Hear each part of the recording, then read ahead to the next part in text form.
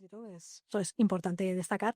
Su pasión por la historia le ha llevado a ser cofundador de un portal de foro de historias que recibe miles de visitas al mes y cuyo podcast recibe 30.000 visitas o escuchas al mes, que aprovecho ya para recomendaros pues, que escuchéis el podcast, que es muy interesante.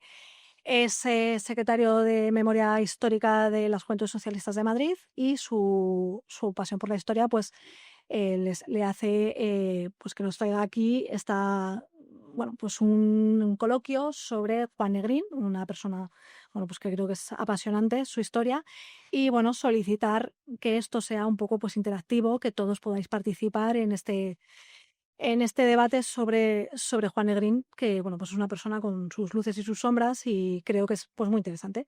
Y doy la palabra a Javier. Buenas tardes a todos y todas, compañeros.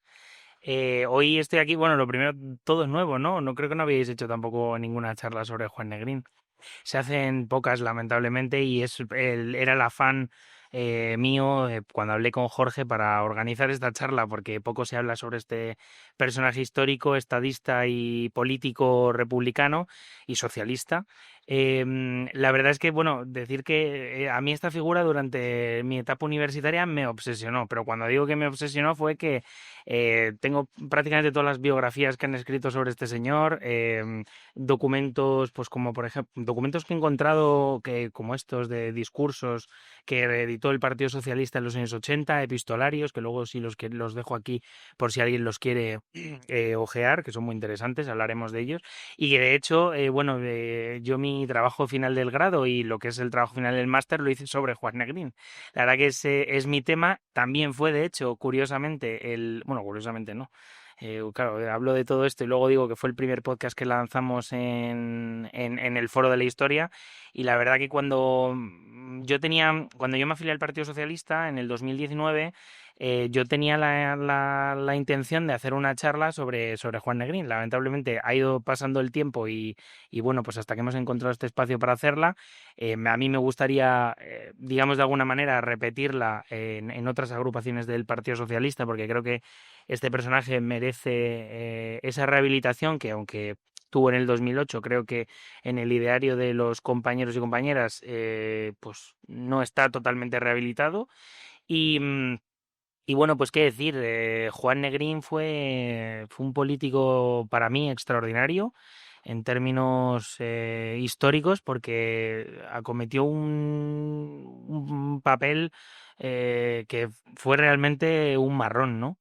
Fue presidente entre el año 37 y el año 46, cuando fue destituido y al poco tiempo expulsado del partido.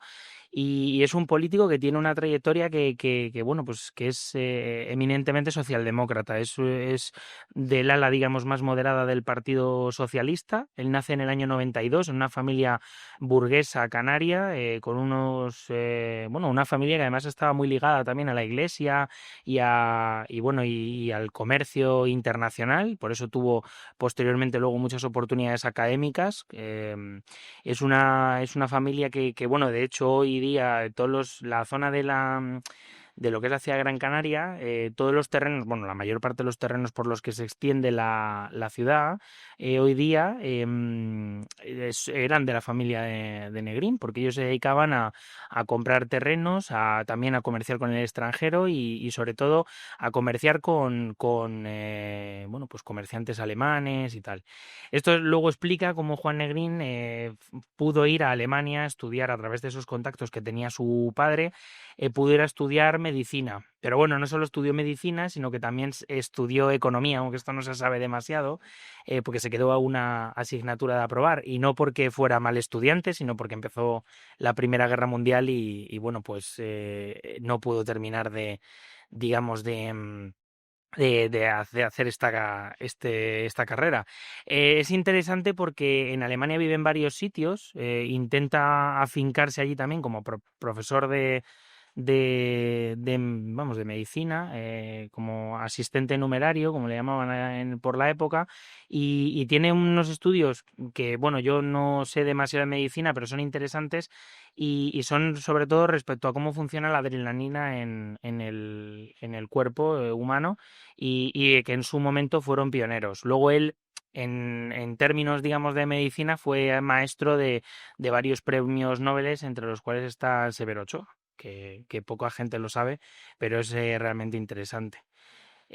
Lo curioso de esto es que cuando empieza la Primera Guerra Mundial, él tiene que volver. La verdad que vuelve, bueno, pues vuelve con su mujer, con alguno de sus hijos que ya habían nacido, y vuelve porque la inestabilidad en Alemania es creciente en el periodo, digamos, de esa Primera Guerra Mundial. Y él realmente no quiere volver a España. O sea, él está obcecado en ir a Estados Unidos a estudiar porque había mejores equipos para pues, las investigaciones, también para, bueno, pues para ser profesor allí. Y lo curioso del tema es que viene a Madrid para 6 meses, un año, y al final se queda vamos, se queda trabajando aquí en Madrid, en la ciudad universitaria, porque fallece un profesor vamos, un profesor de medicina y, digamos, él coge la plaza. Negrín fue una persona tremendamente vinculada a la investigación, fue una persona que cuidó muchísimo a sus discípulos, por así decirlo, porque no sé si lo sabíais, es un dato interesante, y fíjate si estaba comprometido, porque el dinero es el dinero, y él de su propio salario había una parte que se la entregaba a todas estas personas que necesitaban una beca para poder seguir estudiando, para poder vivir en Madrid, que aunque bueno, pues eran otros tiempos, también era caro vivir en la capital, sobre todo si venías de fuera y tal, y bueno, pues daba una parte de su salario para que esta gente pudiera complementar las becas, que por aquel momento no eran muchas y tampoco eran muy cuantiosas, de sus alumnos. Entonces, bueno, es interesante porque justo durante esa época es en la que en los años 20 comienza España a tener, bueno, a levantarse contra la dictadura de Primo de Rivera, sobre todo a finales, cuando ya la dictadura está entrando en un proceso final de descomposición. Y pues en 1929 se afilia al Partido Socialista. Lo sacan incluso en prensa.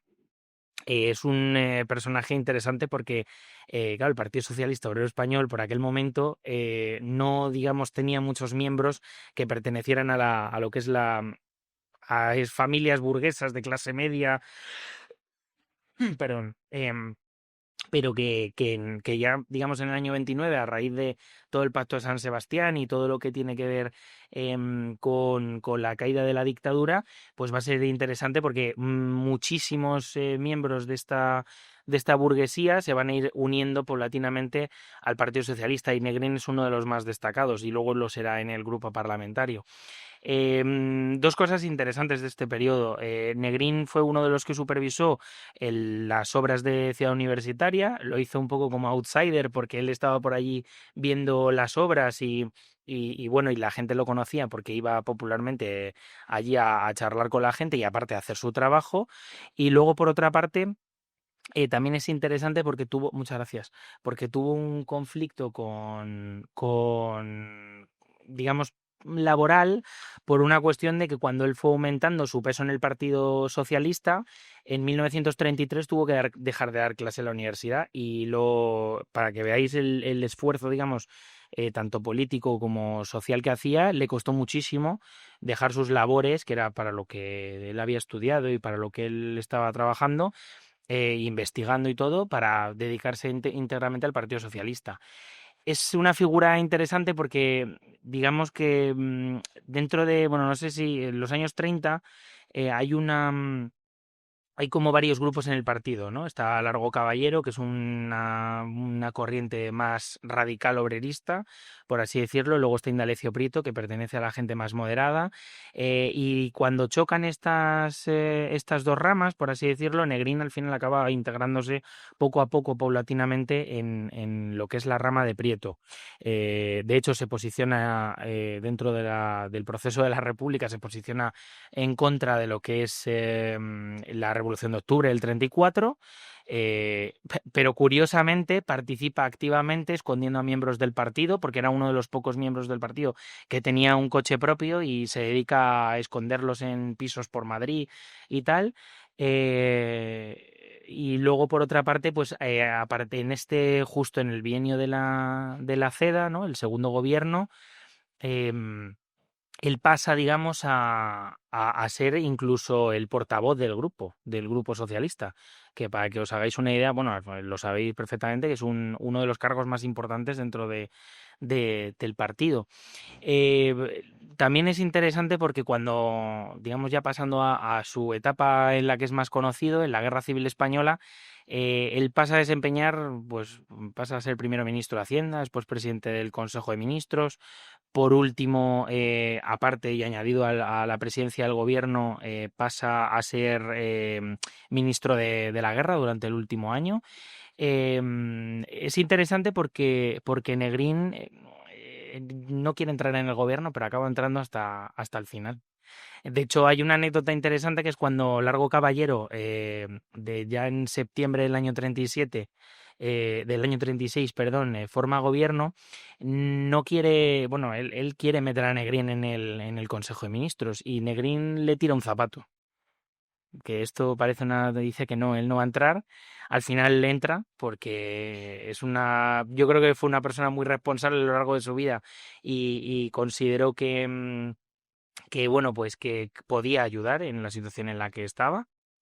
También en esos meses estuvo yendo y viniendo a la Sierra de Madrid, como si fuera uno más de los milicianos que iban y venían en ese caos, para combatir a los fascistas que asediaban Madrid.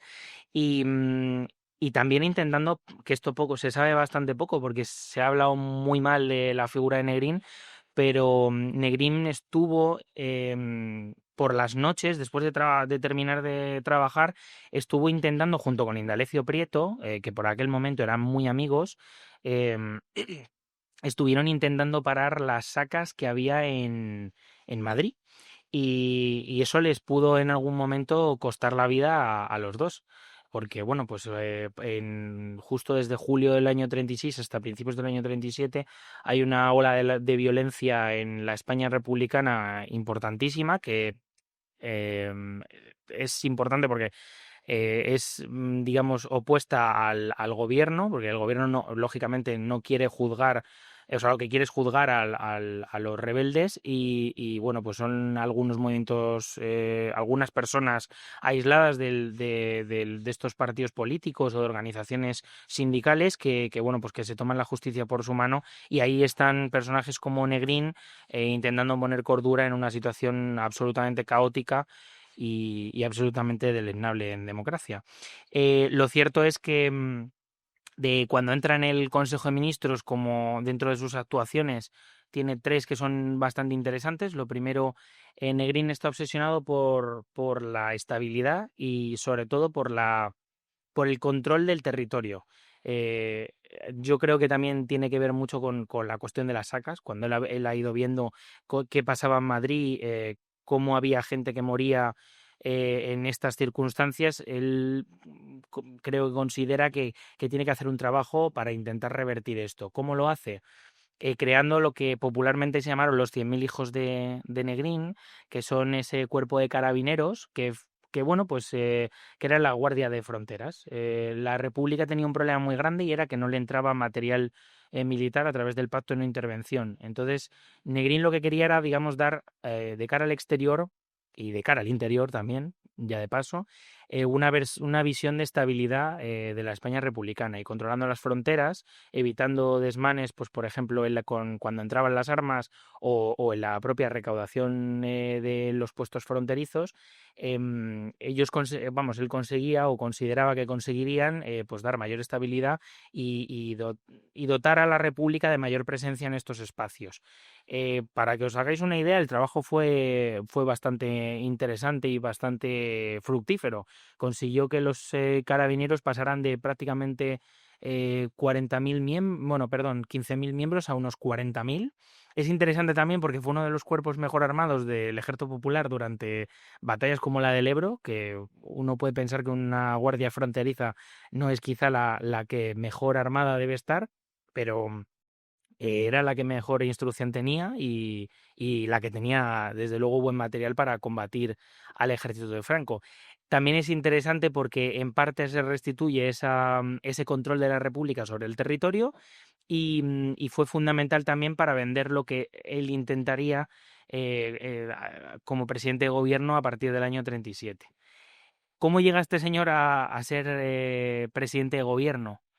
Llega porque paulatinamente el oro bueno, a partir de diversas gestiones que hacen, que salen de manera exitosa, como es la cuestión del oro de Moscú, del que tanto hablan en el Parlamento gente de Vox, sin tener ni pajolera idea de lo que dicen, la verdad, porque dicen que el oro está allí, que no sé, que se entregó sin ningún tipo de garantía, y no es cierto. De hecho, hay documentación rusa que lo acredita.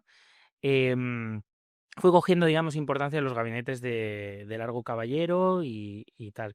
A raíz del mayo del 37, cuando Largo Caballero pierde, digamos, toda su crédito político ante Azaña, el presidente de la República y diversos grupos, Negrín pasa a ser una opción. Es un señor que habla unos cuantos idiomas, habla inglés, alemán, francés, habla también húngaro y a lo largo de su vida intentó aprender, en los últimos años intentó aprender chino y árabe. em,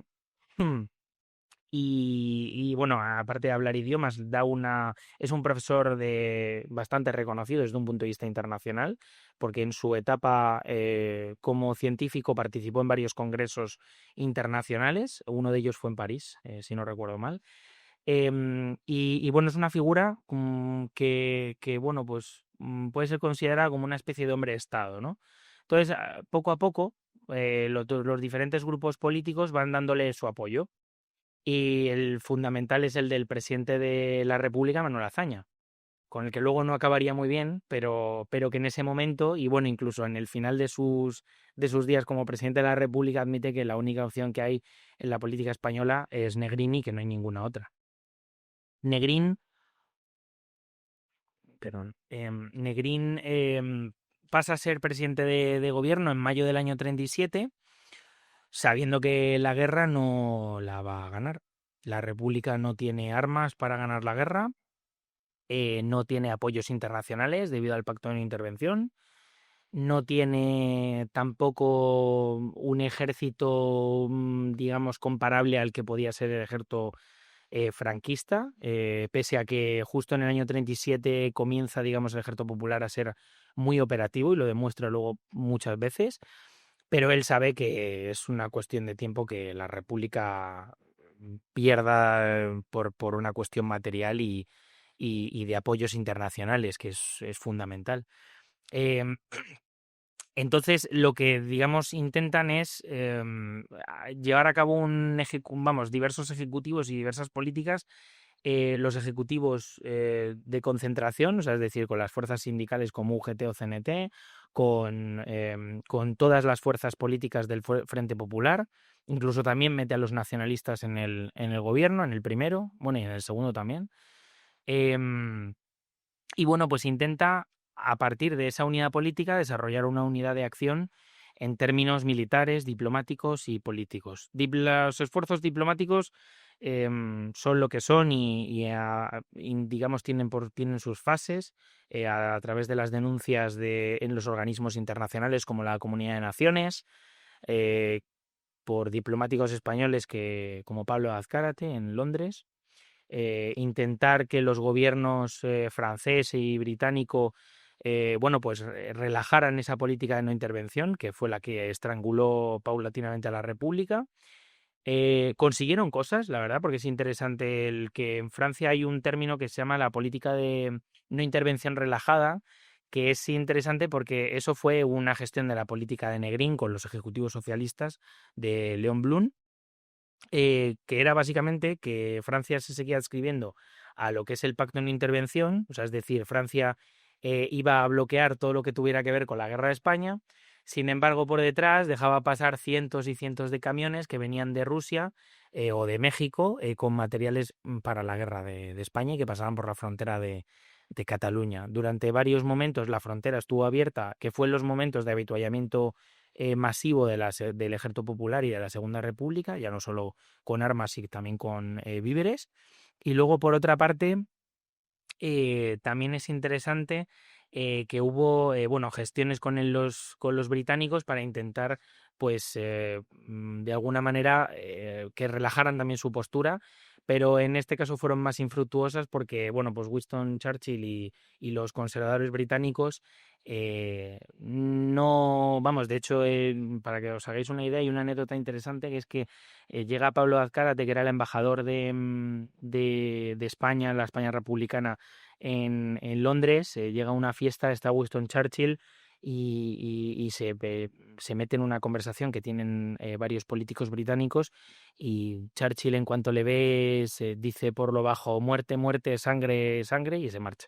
O sea, no estaban por la labor de ayudar a la República. Desde un punto de vista diplomático, en países como Inglaterra, la función de la diplomacia republicana se basó en organizar colectas, en intentar que la gente, que era la que masivamente em, apoyaba la causa republicana, pues donara dinero, los partidos se implicaran, los obreros se implicaran en la recolección de fondos que luego la República utilizaría para comprar armas, víveres para la población y para el ejército.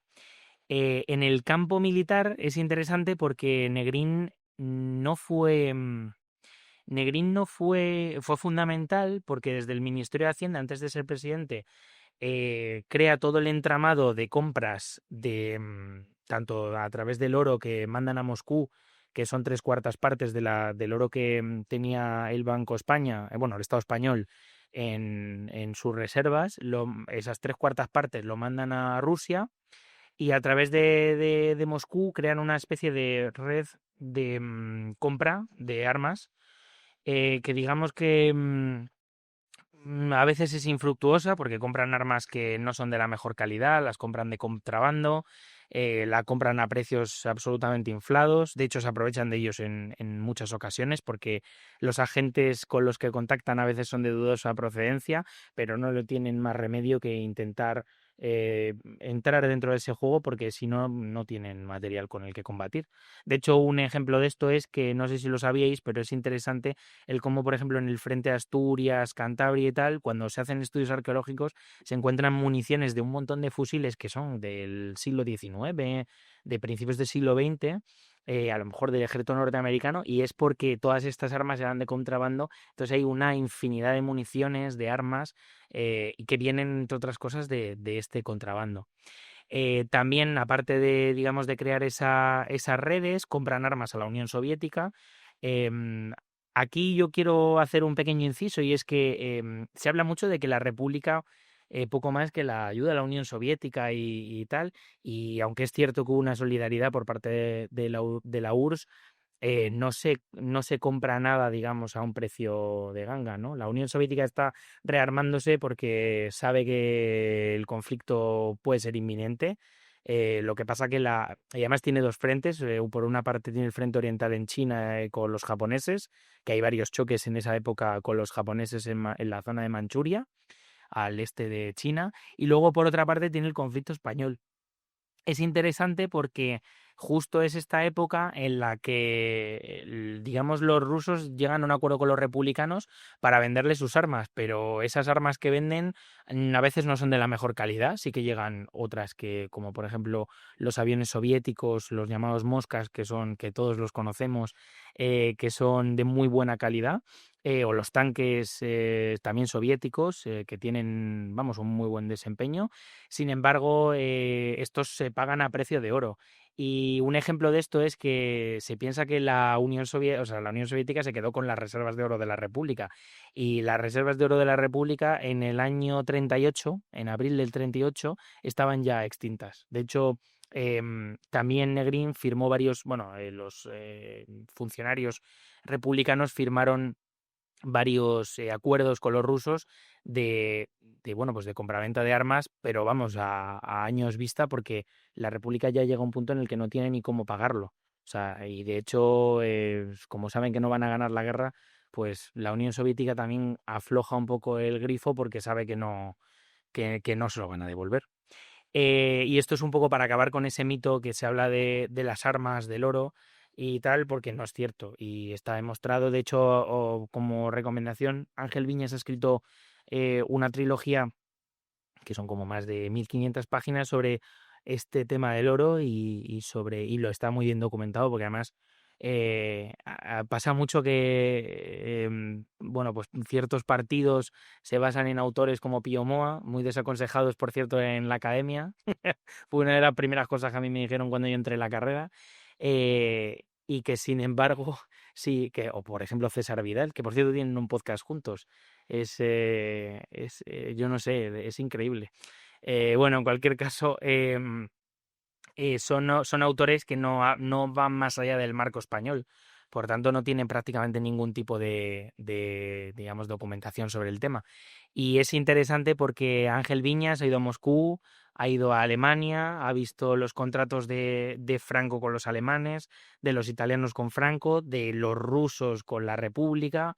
Luego han visto, porque claro, los autores españoles muchas veces se encuadran solo en lo que pueden ver en sus fronteras nacionales. Y lo interesante del oro es que está todo fuera, porque todos esos contratos, la República cayó, la Alemania nazi cayó, pero la Unión Soviética se desintegró en el 91 con todos sus archivos intactos, por así decirlo. Pero bueno, y luego por otra parte, Negrín llevó a cabo, bueno, pues dentro de esa resistencia militar, el planteamiento, junto con militares que tuvieron muy buen desempeño en estos años, como Vicente Rojo, que bueno, pues plantearon batallas interesantes, pero que todas van destinadas a un único fin y es retrasar las ofensivas franquistas. Por ejemplo, la batalla de Teruel, que es una victoria republicana en poco más de 20 días y que luego, posteriormente, la contraofensiva de lo que llaman el Alfabra tardará casi 3 o 4 meses en desempeñarse. Es una, una táctica sencilla destinada a evitar que en la zona de Guadalajara se desencadenara otra ofensiva, una segunda intentona por ocupar Madrid.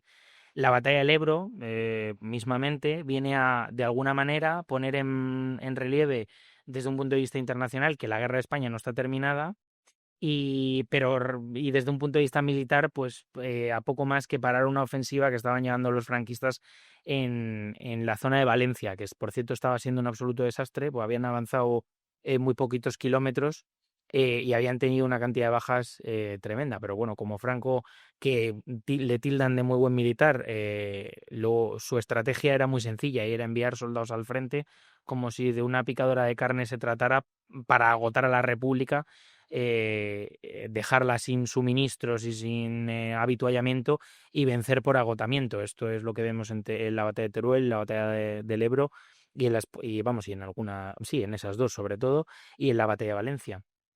Em, y luego, pues desde un punto de vista político, intenta cohesionar todo el rato los gobiernos republicanos. Hay dos muy interesantes. El primero, bueno, es el en el que participan todos los integrantes del Frente Popular, pero claro, el devenir de la guerra va separando paulatinamente los grupos, a los anarquistas, con los socialistas, a los comunistas con todos los demás.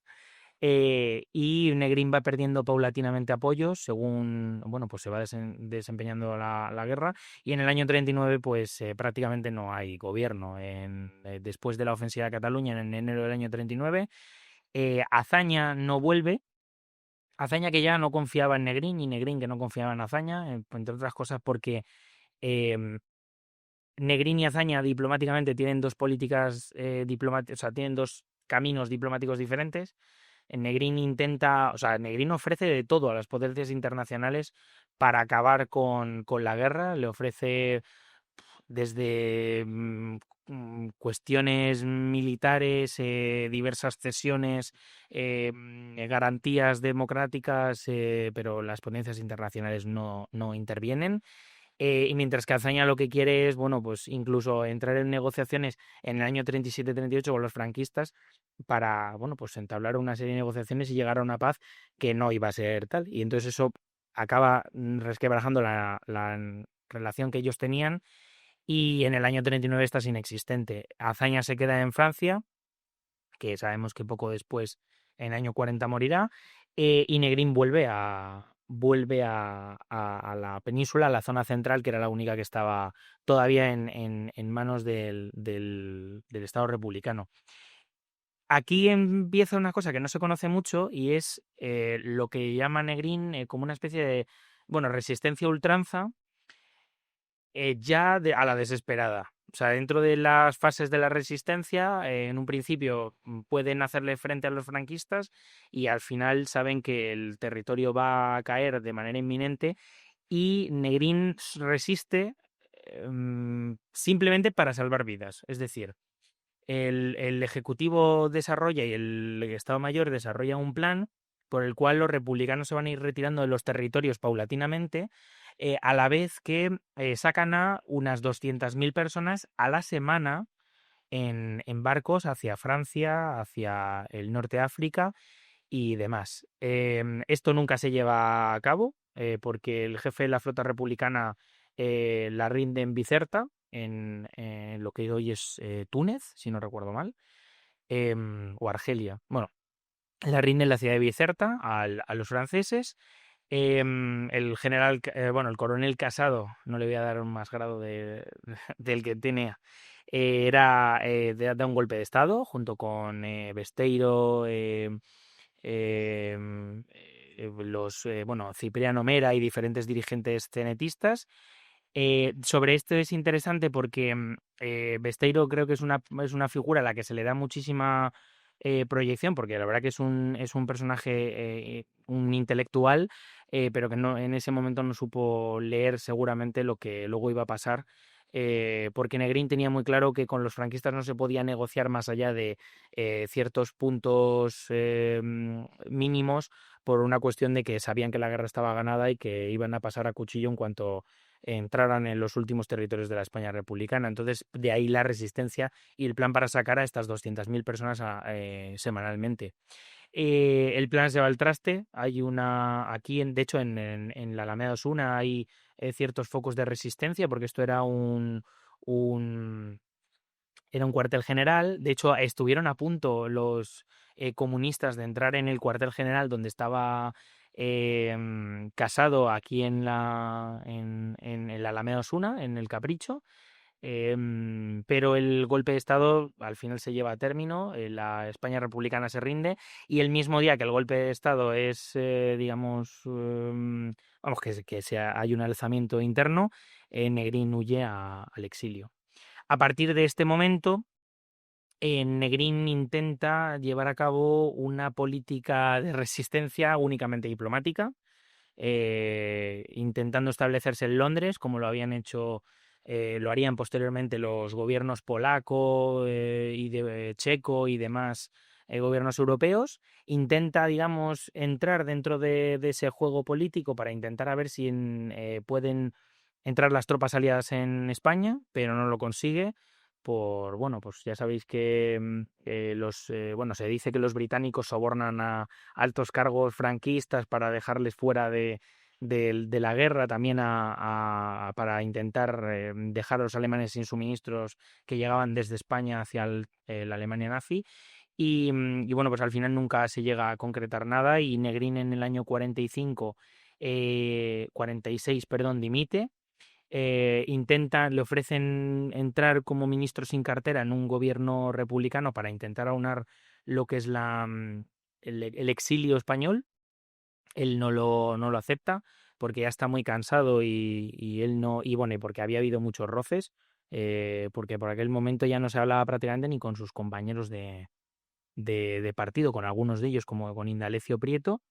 Y bueno, pues esta es la historia de un hombre que luego posteriormente pues estuvo en Suiza viviendo, en París, y que falleció en el año 56 de un ataque cardíaco. Él lo sabía además que él iba a fallecer, porque bueno, él al ser médico, él sabía que las cosas dan para lo que dan y que su corazón iba a fallar en algún momento. Entonces, él de hecho, y fíjate que lo sabe y es consciente de lo que le viene encima, manda con un poco yo creo que con un intento de reconciliarse por todo lo que han dicho de él, que en muchos casos es incierto, envía cierta documentación a la España franquista que la reciben y que alguna de ellas se conserva sobre la cuestión del oro, para que sepa las autoridades españolas qué se ha hecho con el oro.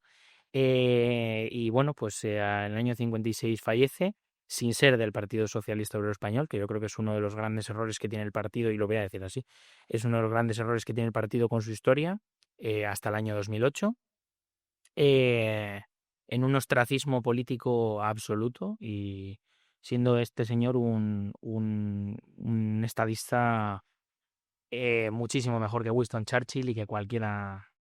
No bebía tanto. Muchísimo mejor que cualquier estadista de la época europeo. Y nada, no sé, yo podría tirarme horas hablando de esto, la verdad, porque yo no, la verdad que me había traído esto para mirar un poco y habéis visto que ni lo he abierto, pero bueno, hay muchísimos datos muy interesantes. A mí hay una cosa que me llama la atención, y es esta, siempre me llamó mucho la atención, este epistolario bueno, pues que tengo aquí, que es entre Indalecio Prieto y Juan Negrín. Es un libro muy interesante porque es básicamente donde se echan en cara a absolutamente todos los dos, y se entienden muchas cosas, como por ejemplo por qué Negrín destituye a Prieto como ministro de Defensa, porque Negrín considera que, bueno, pues un ministro de Defensa que no crea que puede ganar una batalla no merece ser ministro de Defensa. Y bueno, aquí también hablan de muchos de los mitos que luego se han perpetuado, como que Negrín cedió el poder del Ejército Popular de la República a los comunistas, lo cual, bueno, pues es discutible en términos historiográficos, y en el propio libro, de hecho, Negrín se defiende y lo comenta, y también que él fue un agente de Moscú en España. Lo interesante es si un agente de Moscú se abriría a ilegalizar el Partido Comunista de España con tal de que entraran diversas divisiones francesas a luchar en la batalla del Ebro. No lo sé, no soy un agente comunista, y creo que un agente comunista tampoco pensaría así. Entonces, bueno, es interesante, hay muchos debates en torno a esto. Son dos personajes históricos cuanto menos recomendables para leer, con diversas fases y facetas. Y bueno, pues yo hasta aquí he llegado.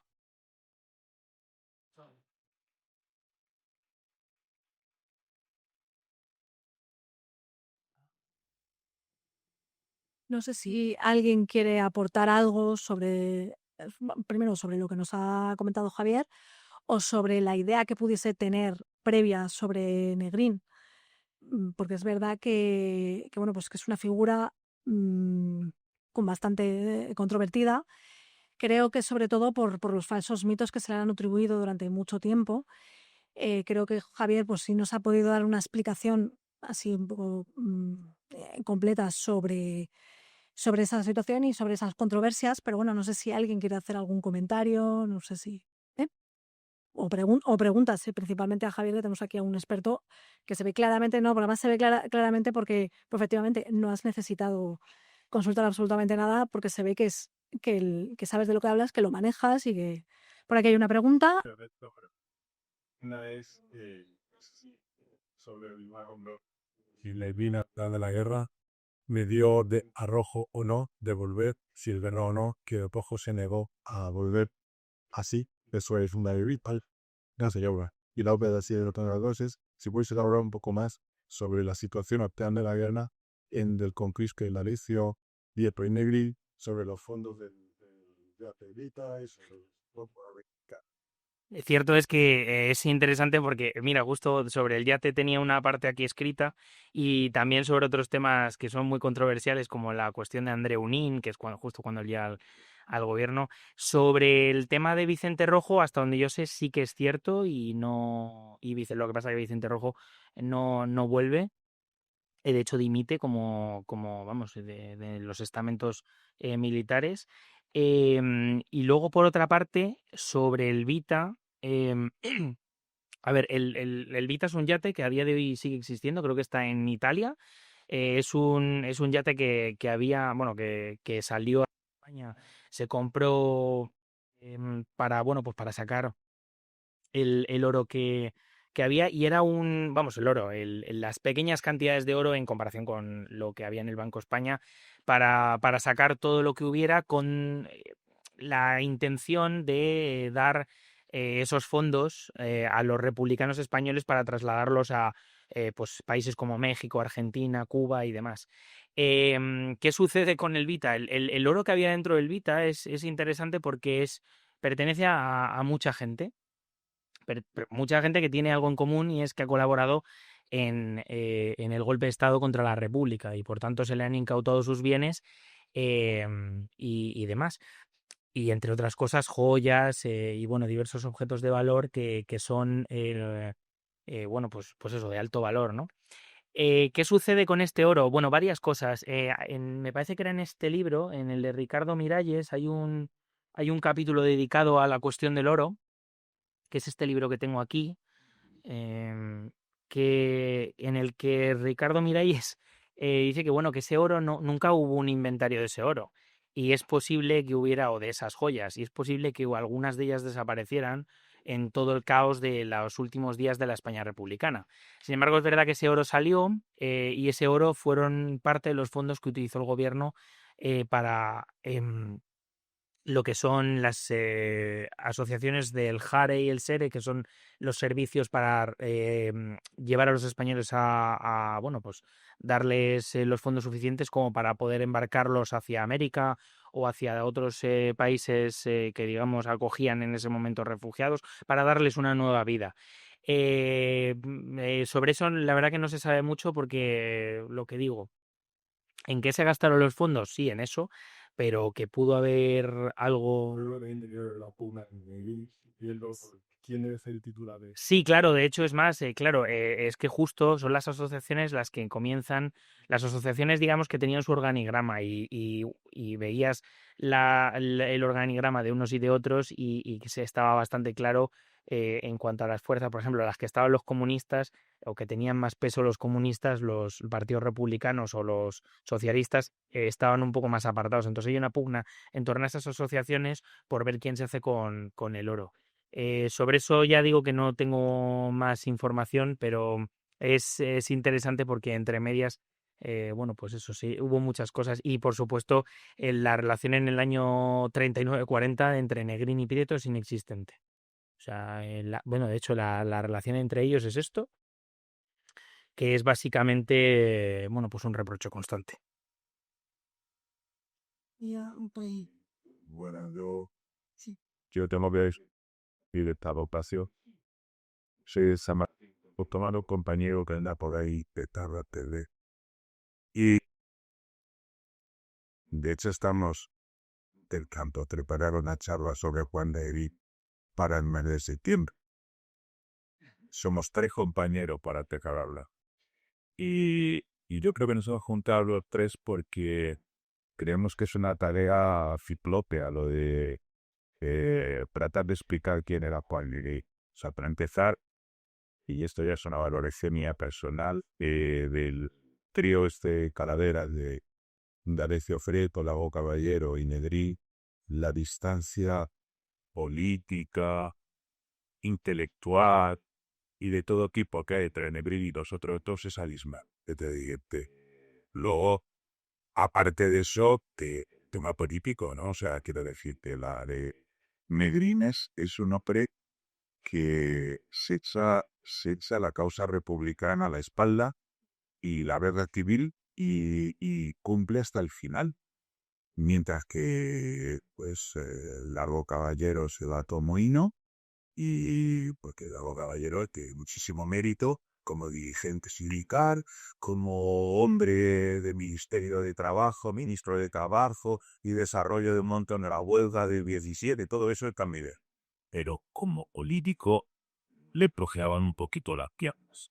Y luego, bueno, lo de D'Alessio Prieto, a mí es que me parece detrás de D'Alessio Prieto. D'Alessio Prieto es una de las personas que mejor le ha tratado la historia y que menos explicación hay para dar.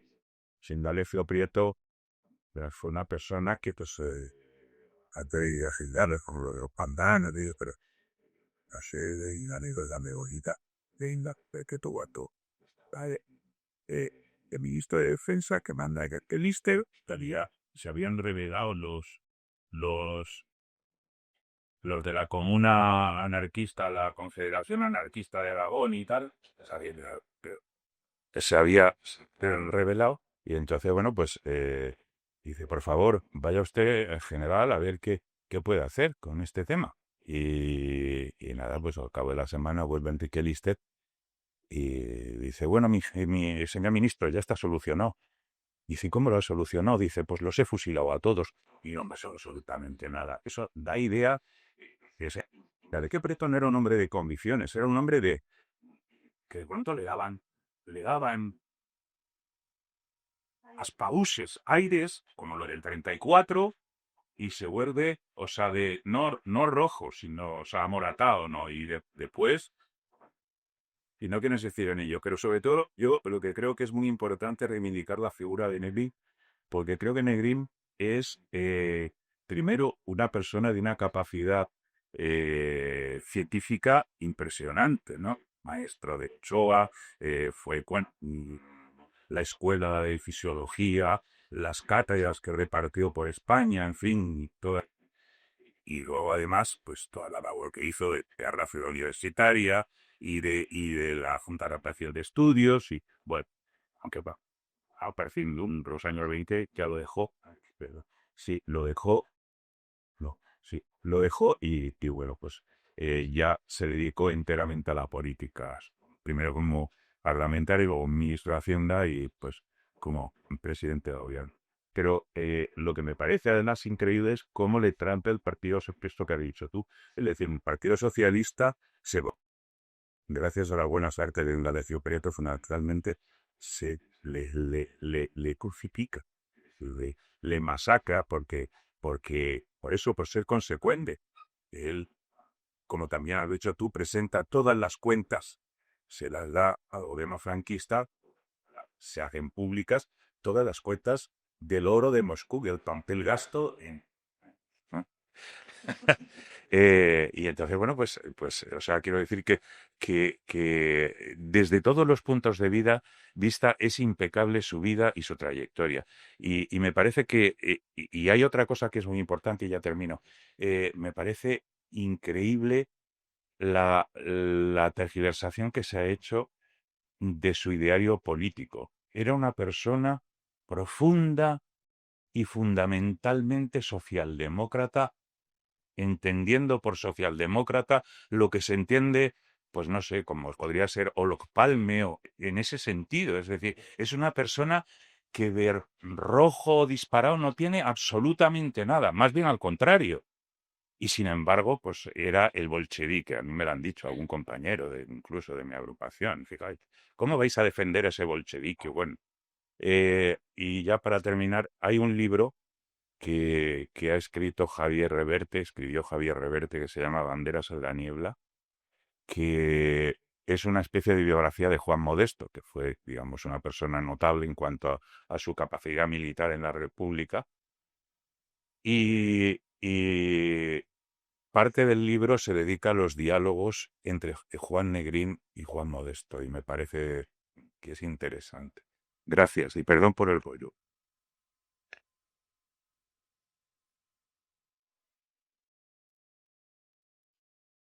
Yo casi voy a hablar sin el micrófono, si no os importa. Para que se grabe, es que no se graba. Vale. Bueno, oye, yo he llegado tarde, Javier, no he podido asistir a toda la charla. Has empezado además un rato antes, me han dicho, a las 7:15, y entonces lo que voy a preguntar, no sé si es un tema que hayas tratado o no, pero me atrevo a pedirte la reflexión, porque continuando un poco con lo que dice Miguel, sin querer enrollarme mucho, este hombre de profundas convicciones republicanas, es decir, un hombre de profundas convicciones republicanas que acaba viendo en el Partido Socialista de la conjunción republicano-socialista en los años 20 la posibilidad de transformar el país, la realidad, 10 años más tarde, ni siquiera 10 años más tarde, algo menos, acaba siendo el presidente, el jefe del Consejo de Ministros en la guerra más cruel y fratricida que ha tenido este país en siglos, ¿no? Y acaba siendo acusado de marxista o de vendido a Moscú cuando viene de ese republicanismo socialdemócrata. Pero en ese escenario, en ese escenario de esos 6-7 años, la pregunta es, en ese Partido Socialista, en el Partido Socialista de aquel momento, que es un partido socialista muy de clase obrera y poco socialdemócrata todavía, quiero decir, o por lo menos no tan abundantemente como obrero, como obrerista, ¿cómo se produce esa transición durante los años de la República y de la guerra para que al final un hombre como Azaña y dentro incluso del propio PSOE, todo el mundo acabe señalando a Negrín como el hombre necesario para ser el jefe del Consejo de Ministros? Quiero decir, ¿cómo se produce tanto en el partido y en la sociedad como incluso en él esa evolución? No sé si me explico, durante los años de diputado, en la Comisión de Hacienda, etcétera, ¿no? ¿Puedes hacer una reflexión en torno a eso? No sé si se me escucha bien. No. Vale, perfecto. Claro, tenemos que pensar que desde el año 29, que él se, digamos, interna a través de la ficha de afiliación en el Partido Socialista sin saber lo que le esperaba la vida ni a él ni a los españoles, él cuando entra en el Partido Socialista entra con una vocación y la verdad que es un personaje que tarda bastante poco en tener responsabilidades políticas.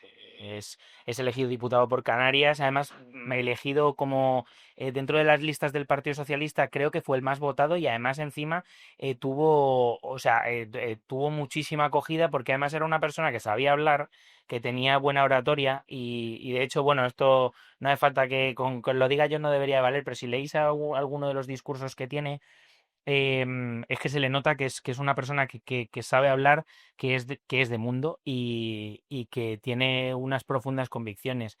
Estas convicciones las trae de Alemania, porque él cuando estudia allí, primero en Kiel y luego en Leipzig, em, él ve todo lo que hay en torno al SPD alemán. Y en España eso todavía no había llegado, sin embargo, bueno, él lo intenta, bueno, pues trasladar a un país muy diferente, claro, eh, em, políticamente y también productivamente y de todo. Claro, él se acaba implicando, lo hemos dicho antes, yo creo que hay dos ejemplos para mí fundamentales. Uno de ellos es, claro, vosotros pensad, una cosa ahí es que Juan Negrín no estaba a favor de la Revolución de Octubre del 34 y sin embargo con su propio coche la física coge a gente que sí que está de acuerdo y la traslada, pero no la traslada porque esté de acuerdo. De hecho, a saber qué conversación tendrían en ese coche, pero ya no sé si sería bonita de escuchar, pero arriesga su propia integridad física y el poder ir a la cárcel como cómplice de esto por el partido y por sus propios compañeros. Porque Indalecio Prieto, por ejemplo, al final sí que acaba estando inmerso en toda la cuestión del 34 de octubre. Y luego otra, también arriesga su integridad física y en el año 36, yendo con Indalecio Prieto a intentar que no maten a incluso a algunos de sus alumnos. A gente a la que están sacando sus casas de manera indiscriminada por tener padres o por incluso ellos ser de derechas, pero no haber colaborado en absolutamente nada con la rebelión y él lo sabe y bueno, ante eso también actúa, ¿no? ¿Cómo llega este señor a ser presidente del Consejo de Ministros? Pues sabéis, yo al final, después de leer un poco todo, a ver, fundamentalmente la opinión de Azaña prevalece sobre todas las demás porque es el presidente de la República. Eh, eh, ¿Cuántos políticos? Bueno, me voy a hacer una pregunta. ¿Cuántos políticos conocéis que hablen 5 idiomas? Yo hablo 2 y da gracias. Este señor era una persona que le podía dar una dimensión diplomática al conflicto y que le podía dar vamos, una visión internacional. Era una persona que, si quería hablar con, por ejemplo, Stalin, lo único que tenía que hacer era ponerse a escribir. No necesitaba nada más. Quería hablar con León Blum, escribía la carta. De hecho, es más, una de las cartas que se envía a Moscú está escrita en francés. ¿Y sabes por qué? Porque el Negrín consideraba que su ruso no era muy bueno. Y además es curioso porque la mujer de Negrín era medio rusa. Sí. pero su ruso no era muy bueno. En cualquier caso, sí que es una persona que cuando se quiere comunicar con Winston Churchill o con quien sea, lo único que necesita es hablar.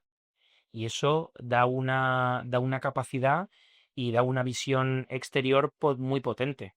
De hecho, es más, los diplomáticos españoles que hay en el exterior, yo siempre digo el de Pablo Azcárate porque tengo sus memorias, me parece un personaje increíble, y su labor también fue increíble en Londres. Es un personaje bueno, que puede hablar de tú a tú con ellos en su propio idioma y eso es algo a valorar. Y luego también, por supuesto, por su reconocimiento. Lo hemos comentado antes que había participado en varias em, convenciones de medicina internacional, en París una de ellas. O sea, la gente lo conocía. En Alemania tenía muchos amigos que eran médicos. Tenía muchos, en general lo conocían en todo el mundo por sus estudios previos a ser político. Entonces todo aquello le daba pues una dimensión importante. También era porque, claro, si el grupo más votado en las elecciones del 36 había sido el Partido Socialista y ponemos a un José Giral, que es republicano de un partido que es una minoría en el Parlamento, lo ponemos como presidente de gobierno, se va a desmembrar como ya lo había, o sea, porque el experimento ya lo habían hecho. Entonces yo creo que al final llegaron a la conclusión de que este señor era el único posible, era un ala no muy molesta del partido, por así decirlo. Era una ala que contentaba a todo el mundo, al menos inicialmente, y contra la que no se puede decir mucho. Cierto es que a Negrín se le ha acusado de haber, también, bueno, se le ha acusado prácticamente de todo, pero una de las cosas de las que a mí me llamó curiosamente la atención es que un señor que no quiere entrar en el gabinete de Largo Caballero, le acusan de haber sido el personaje que, digamos, consigue que Largo Caballero caiga. Y esto no es verdad. Esto es, Largo Caballero cae por la cuestión de la pérdida de Málaga, que entran los italianos en Málaga y es un descalabro militar importantísimo, pero no tiene, digamos, que ver con la política. Es verdad que Negrín no se llama mal con nadie prácticamente, su programa y lo que decía esto, y si no me encontraré yo a alguien que me lo apoye. Punto, ya está. Yo tengo esta. No, no esto de yo tengo unos principios y si no tengo otro, yo tengo unos y no hay más. Y es que si no, pues ya lo trataremos de otra manera, pero yo voy a intentar, mientras sea presidente de gobierno, seguir esta línea. Entonces, para mí es la explicación esa. No lo vieron mal desde ningún ámbito. Y luego, curiosamente, desde todos los ámbitos es la persona más difamada y más criticada. El cambio ahí en los opesanes de la sociedad española en su conjunto es acojonante. Claro, eh, al final, o sea, tenemos que pensar una cosa. Voy a citar al coronel Casado, que en un libro que es que Ángel Viñas dice que es básicamente el libro que escribe para expiar todas sus culpas y bueno, pues digamos que de alguna manera echar balones fuera. Él dice que ahí que los españoles estaban comiendo, y eso es cierto además, estaban comiendo una cantidad de alimentos mínima. Tenemos que pensar que al final la guerra se vuelve insostenible en el campo republicano. Hay una hambruna generalizada y ante eso hay que buscar culpables y Negrín es uno de ellos porque es la persona que todavía mantiene y a través de la radio, a través de sus discursos bueno, pues en el Parlamento o lo que queda de él a partir del 39, intenta seguir eh, insuplando ánimo a quien no tiene ni para comer. El ánimo ya no importa en una España que está quebrada prácticamente. Entonces, y luego otra cosa importante, tenemos que pensar, hay un momento importante en la popularidad de Negrín, que no es un momento, digamos, hacia la opinión pública, sino es un momento interno. Cuando Negrín le dice a Indalecio Prieto que no va a seguir siendo ministro de Defensa, Indalecio Prieto entra en cólera. Pero además es que es curioso porque, que ya me es una cosa que esto sí me llamó la atención. Indalecio Prieto cada 2 por 3 está dimitiendo. O sea, hay un desastre militar y dimite, que es entendible porque al final él es el máximo exponente del ministerio, y por tanto de los éxitos que pueda tener la aviación, la armada y el ejército. Y lo interesante es que cuando le cesan es cuando él se siente ofendido. De hecho, es más, en el propio epistolario Negrín lo dice y es que es cierto. Me ha presentado la dimisión varias veces. Finalmente no se la he aceptado porque creo que usted es ministro de Defensa, pero en cuanto eh, que es que, vamos, aún hay una película que, bueno, ellos hablan de una cena que tienen en el ministerio o sea, bueno, allá cuando se desencadena la ofensiva de Teruel y digamos que están cenando y llega Prieto, sube las escaleras, se funden en un abrazo, de hecho así lo dice en el libro, se funden en un abrazo y Negrín le dice, hemos tomado Teruel, ¿no? A finales del 37, que para la República, pensar que la República estaba absolutamente asediada, venía de perder batallas, venía que lo máximo que podía hacer era plantarle cara y no perder territorio ante un avance, vamos, importantísimo, imparable, de un ejército muy superior. Y le dicen, es que hemos conseguido conquistar una, una ciudad como Teruel, que por aquel momento era mucho más de lo que es ahora a nivel de población y tal, que es un cruce de caminos y que desbarata toda la zona de Aragón, los caminos, una parte de ellos los desbarata porque los suministros pasaban por Teruel. Eh, y llega un momento en el que Prieto le dice, pero esto no va a servir de absolutamente nada. ¿Sirvió de algo? Los sublevados tardaron 2 meses en conquistar Teruel. Los republicanos lo conquistaron en 2 días. Bueno, más bien en uno, y luego 10 días para acabar con la bolsa de resistencia que había en el interior de la ciudad. Eh, yo creo que eso acabó, digamos, dándole a Negrín la percepción de que Indalecio Prieto no podía seguir así porque iba a acabar minando la moral de todos los que tenía alrededor. No es una cuestión de lo que él hacía, sino de la visión que él trasladaba a todo el mundo. Entonces, pues bueno. Y si me permites una última cosa, sería tu perspectiva. Si me permites una última cosa, porque a mí sí me ha parecido muy, muy llamativa esta idea de Negrín de resistir hasta que estalle el conflicto en Europa, de llamar a la guerra civil española la batalla de España en relación a lo que es la guerra de Europa, que a mí me parece que cuando yo conocí eso, algunos años y tal, me dejó absolutamente sorprendido que en mi país hubiera gente con esas capacidades de pensamiento de aquella época después de lo que hemos vivido luego en relación a la historiografía, etc. Y me parece que es de una persona absolutamente visionaria, lo has dicho tú antes, ¿no? En aquel escenario internacional, al nivel de un Augusto Struzzi, de un Frati de la Rubel, etc. Sin duda. Sí, o sea, es que es una persona que, lo dicho, tenía una visión internacional y la aplicó en todo momento. También tenemos que tener en cuenta que lo que hemos comentado antes, la Unión Soviética se estaba ya rearmando. Si es que el problema es que sabían que el fascismo y el comunismo, por ejemplo, en un momento iban a chocar. Es obvio, los nazis ascienden al poder ilegalizando el Partido Comunista Alemán, a los socialdemócratas y el gran enemigo siempre, siempre, siempre son los judíos y los comunistas y que van de la mano además. Entonces era lógico que en un momento dado eso iba a estallar.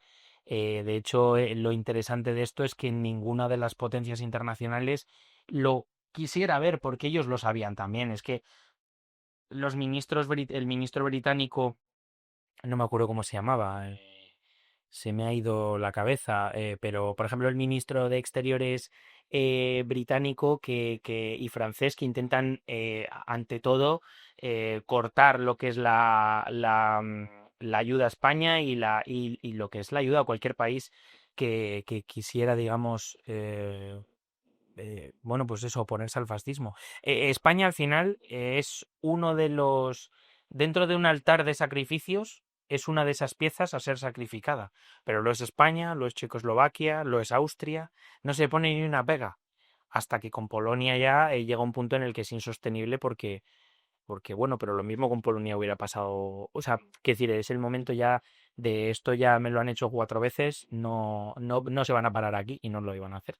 Y Negrín eso lo sabía. Y fijaos si luego en el tiempo no coincidieron por relativamente poco, porque Negrín asciende en el 37, o sea, llega al 37 al poder, en el gabinete del Consejo de Ministros, la guerra acaba en abril, y esto se inicia en agosto. Eso, perdón, el 1 de septiembre. Entonces, pues no se quedó muy lejos. Entonces, pues ahí estuvo y es un personaje muy interesante. Yo creo que también compararlo con Winston Churchill, o sea, uno lo compara con Winston Churchill por la visión que tienen el resto sobre Winston Churchill, no por lo que Winston Churchill fue.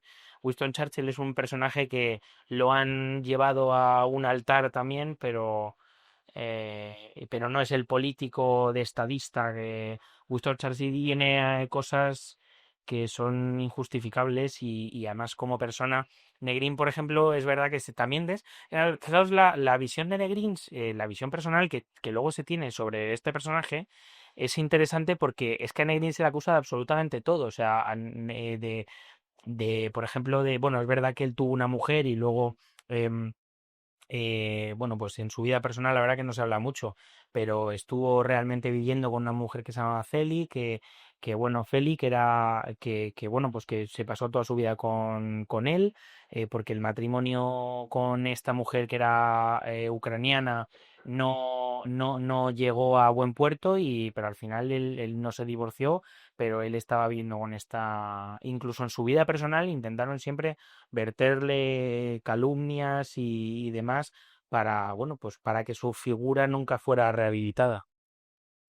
Mujeriego, glotón, masón y luego manga. No, yo creo simplemente por añadir, en relación a Churchill y Negrín, uno perdió la guerra, otro ha ganado. O sea, que ese es el problema que tenemos en España principalmente, pero yo creo que eso es lo principal. Sí. Ella intenta preguntar, ¿y una vez si se ha liberado Alicia? Espera, es que está justo... Es que es justo lo que le dices, no sé si no le ves. Sí, comenta. Gracias. Después de escucharte todo esto, me he alegrado porque mi padre, que estuvo 36 meses en el frente, en la zona nacional, ¿eh? Por cuestiones de que le pilló en Palencia y si no se iba del pueblo, pues tal, y tuvo que entrar. Bueno, el resultado es que él siempre estuvo con los nacionales en el frente, pero él me hablaba siempre mucho de un político que era Negrín, Juan Negrín, que dijo que era, bueno, me habló muy bien y que era una persona de lo más culto que había en la época, etcétera, etcétera, ¿no? Bueno, te quería hacer una pregunta.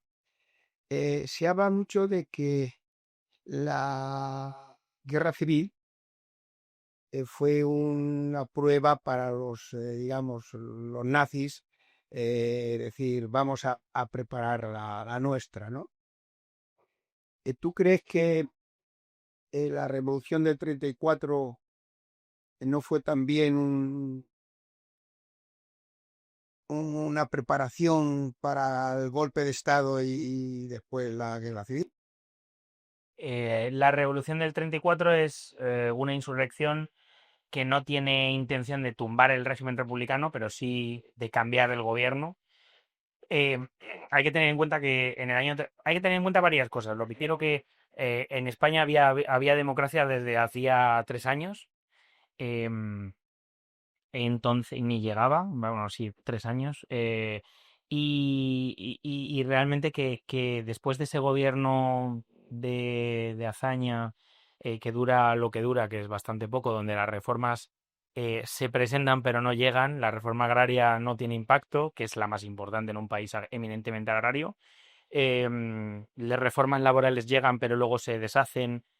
Todas las reformas que, pues eso, en esos 2 años acaban tumbadas por el siguiente ejecutivo, y teniendo en cuenta el contexto internacional que había en, por ejemplo, Austria, donde los nazis iban a entrar en el país, donde había muchísimos líderes autoritarios en, en todos los gobiernos, pues hay que pensar que, bueno, pues esto supuso también un discurso, ¿no? Para todos aquellos que vieron en la oportunidad de tumbar el gobierno radical de la CEDA y Le Rouge, y de volver a ese bienio. A ver, también hay que tener en cuenta que lo que es la cuestión de revolucionaria en el Partido Socialista durante esos años está candente. Eh, pero realmente el campo de pruebas sí que es la guerra civil. En la Revolución de Octubre es una insurrección como tras tantas ha habido en muchos sitios diferentes, ¿no? Pero bueno, desde luego también se forjan muchos líderes y sobre todo en el norte de España por la represión que hubo y por eso. Pero vamos, en España el campo de pruebas es la guerra civil por estar, digamos, militarmente a matacaballo entre lo que es la Primera Guerra Mundial. Por eso vemos en, por ejemplo, Bilbao el cinturón de hierro, que no sirve para absolutamente nada porque la aviación tenía ya un poder tan importante que estas líneas de fortificaciones no servirán para nada. Lo curioso es que luego los franceses no les sirve tampoco de nada a ellos y pasan por encima, bueno, pasan por el lado los alemanes, pero vamos, que la guerra había cambiado y estaba cambiando absolutamente. Y te pregunta Idan, saber el dado Juan, y tú lo has contestado muy bien, oye, he ahí lo de la MISCU que ha quedado muy contestada. La no injerencia medicativa que se le imponga a la República Española, eh, mm, algunas personas son de la opinión, y esto fuera del contexto del personaje que nos ocupa hoy, que es Negrín, que fue un poco el dejar que fuera un ensayo general de lo que más adelante correspondió a la Segunda Guerra Mundial. Y bueno, más o menos lo has contestado, y esa era la pregunta. Sí, o sea, el material al principio de la contienda, por ejemplo, la aviación republicana era, bueno, la aviación en general española era muy antigua, sobre todo utilizando biplanos y demás. Estos se siguen utilizando durante toda la contienda, pero es el material más nuevo y más avanzado el que es decisivo en todas las batallas. Tenemos los tanques, por ejemplo, los T-26 soviéticos, que es el anterior, digamos, al famoso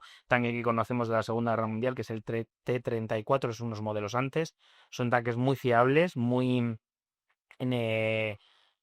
eh, o sea, son tanques importantes de cara a realizar ofensivas, pues como las que puedan ser una que hubo en Extremadura en el año 39, que no llegó a buen puerto por el contexto y tal, pero por ejemplo la batalla del Ebro, la batalla de Guadalajara, la batalla del Jarama. Entonces, pues sí que es interesante eso y sí, el material cambia absolutamente. Lo que pasa que es diferente porque o sea, sí, los sublevados utilizan un material mucho más moderno. También sobre esto hay un mito, porque dicen que los rusos le dan el mejor material que tienen a los republicanos y que cómo era posible que, que, mm, que los republicanos no ganaran con muy buen material, pero esto es muy sencillo. Los Panzers alemanes eran muchísimo mejores que los T-34 soviéticos y sin embargo los Panzers acabaron siendo derrotados por una cuestión de números. Si yo tengo 5 tanques y tú solo tienes uno, pues al final llega un punto en el que si mi línea de producción es mucho más alta que la tuya, tú vas a acabar perdiendo esa batalla por una cuestión numérica. Y eso también pasa en la guerra civil. La República, el ejército sublevado nunca llega a estar exhausto, sí a nivel de, digamos, de efectivos, pero se reponen y sin embargo la España republicana no puede hacerlo, no puede reponer tropas, pero no puede reponer municiones porque no las tiene. Entonces ese es el tema. No sé si alguien más quiere comentar algo. Pues Pues a mí me gustaría despedirme eso diciendo que es una figura que deberíamos de rehabilitar. Creo que se le da poca, o sea, es un personaje que ha quedado relegado al olvido y que tiene muchísimas más luces que sombras y que creo que harían falta y eso yo sí que os animo y la verdad que agradezco mucho porque a mí me anima el hecho de que en otras agrupaciones se vaya a hablar sobre este personaje porque ya no son los que hace falta de cara a la militancia, sino de cara a la ciudadanía. Siempre digo cuando me preguntan que el mejor presidente de gobierno que tenía España es Juan Negrín. Pues, vamos, lo del volcán de Pedro Sánchez o la pandemia, eso no es nada. Que se parece a otro. Tiene un cierto, hay unos ciertos paralelismos. Entonces, pues bueno, en cualquier caso, yo os animo a que donde vayáis promováis esto porque, y vamos, y yo estoy abierto a quien quiera, a ir donde sea a hablar de esto, lo hemos hecho en el Foro de la Historia y además que tiene muy buena acogida porque yo creo que es un personaje que está en eso, en constante mención. Y entonces abrirnos a espacios y no hacerlo y hablar, señor, pues es importante. Así que nada, y gracias a vosotros, que menuda chapa.